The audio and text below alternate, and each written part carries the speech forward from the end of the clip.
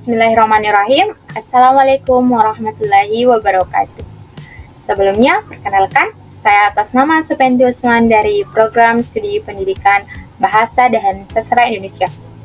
Di sini saya akan menjelaskan mengenai grafemik yang terdiri dari grafem fonem bahasa Indonesia, fonem, alofon, dan ejaan. Yang pertama yaitu grafemik. Grafemik adalah cabang linguistik yang mempelajari tulisan dan cetakan sebagai sistem tanda. Grafem berkaitan dengan cara-cara biasa kita menyalin bahasa lisan. Komponen dasar suatu sistem penulisan disebut dengan grafem atau dengan analogi fonem dalam fonologi. Yang kedua yaitu grafem fonem bahasa Indonesia. Grafem berbicara tentang huruf, sedangkan fonem berbicara tentang bunyi. Misalnya untuk menyatakan benda yang dipakai untuk duduk yang bernama kursi. Kita menulis kata kursi yang terdiri dari grafem K, U, R, S, dan I, dan mengucapkannya pun kursi. Dari segi grafem ada 5 satuan, dan dari segi fonem juga ada 5 satuan. Akan tetapi, hubungan satu lawan satu seperti itu tidak selalu kita temukan. Contohnya pada kata ladang, mempunyai 6 grafem, yakni L, A, D, A, N, dan G. Dari segi bunyinya, perkataan yang sama itu hanya mempunyai 5 fonem, yakni L, A, D, A, dan eng. Grafem N dan G hanya mewakili satu fonem saja, yaitu eng. Bunyi yang dinyatakan oleh grafem P dan G dalam bahasa Indonesia jelas sangat berbeda. Sebaliknya, bunyi yang dinyatakan oleh grafem dan sangat berdekatan. Grafem fonem bahasa Indonesia menurut pedoman EYD. Grafem untuk fonem bahasa Indonesia adalah sebagai berikut. Pertama, grafem fonem vokal terdiri dari fonem I dan alofon I tinggi atas tak bundar depan dan I tinggi bawah tak bundar depan, dan terdiri dari grafem I. Contoh awal yaitu itu, contoh tengah apik, contoh akhir api.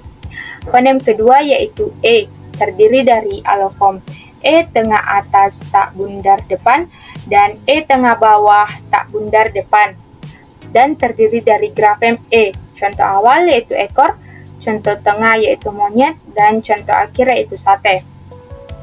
Fonem kedua yaitu E, terdiri dari alofon E dan grafem E.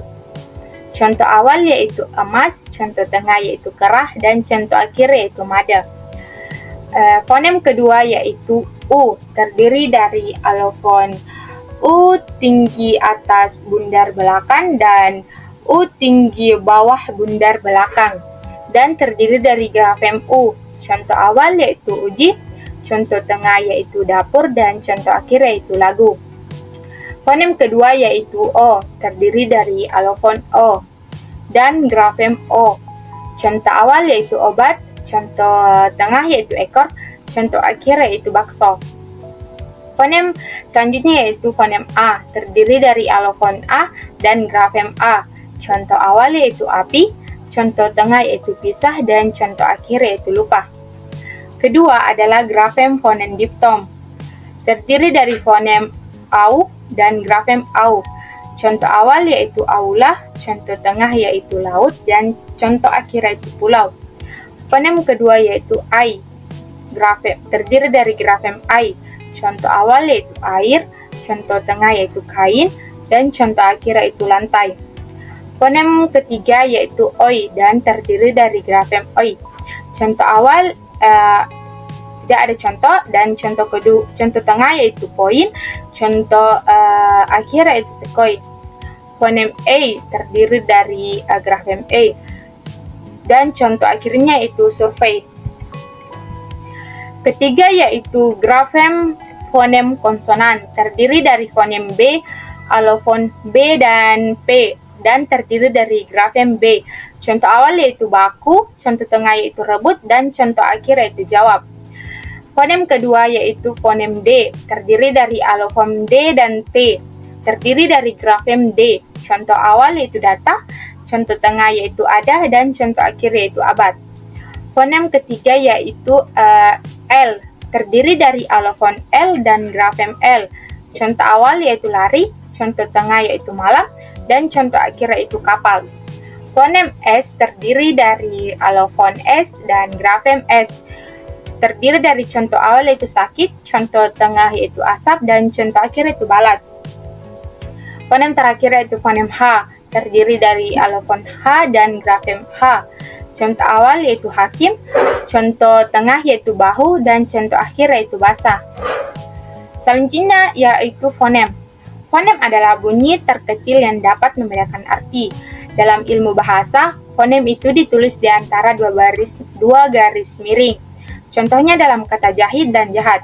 Yang membedakan dari kata tersebut yaitu I yang dilambangkan huruf I dan bunyi A yang dilambangkan dengan huruf A. Selanjutnya yaitu alofon. Alofon adalah varian pelafalan fonem berdasarkan posisi dalam kata. Misalnya fonem B dalam bahasa Indonesia dilafalkan pada posisi awal seperti kata besar dan di tengah seperti kata kabel. Yang berbeda dengan fonem ini pada posisi akhir yaitu jawab. Selanjutnya ejaan. Ejaan merupakan aturan yang melambangkan bunyi bahasa menjadi bentuk huruf, kata serta kalimat. Ejaan juga bisa diartikan sebagai kumpulan peraturan penulisan huruf, kata serta penggunaan tanda baca. Ejaan adalah kaidah yang harus dipatuhi oleh pemakai bahasa supaya keteraturan dan keseragaman dalam penulisan bahasa dapat tercapai. Menurut Suyanto 2011-90, ejaan adalah sebuah ilmu yang mempelajari bagaimana ucapan atau apa yang dilisankan oleh seseorang ditulis dengan perantara lambang-lambang atau gambar-gambar bunyi. Sekian penjelasan dari saya ucapkan terima kasih dan assalamualaikum. Sampai jumpa di video selanjutnya. Terima kasih.